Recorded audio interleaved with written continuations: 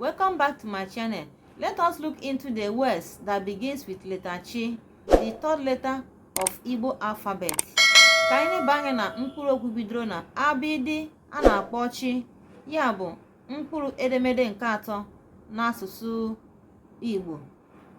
Mkpụrụ edemede nke atọ na abịdị Igbo.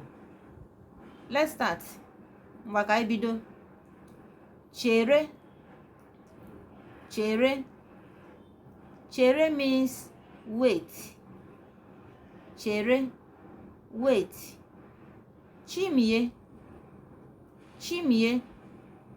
Chimie means put in. Put in. Chipụta. Chipụta. Chipụta. Bring out. Cheta. Cheta. Cheta. Cheta means remember. Cheta, remember. Chefuo. Chefuo. Chefuo means forget. Chefuo, forget. Che.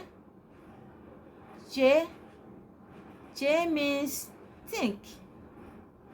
Che, think. Cho. Cho, look for or search for. Cho. Chikota. Chikota. Chikota means gather. Gather. Chikota. Chia ochi. Chia ochi. Chia ochi. Laugh. Chekeleke. Chekeleke. Chekeleke. It means eaglet, chi, and many other words that starts with letter chi. Bye. Like and share our videos. Follow us for more. Bye.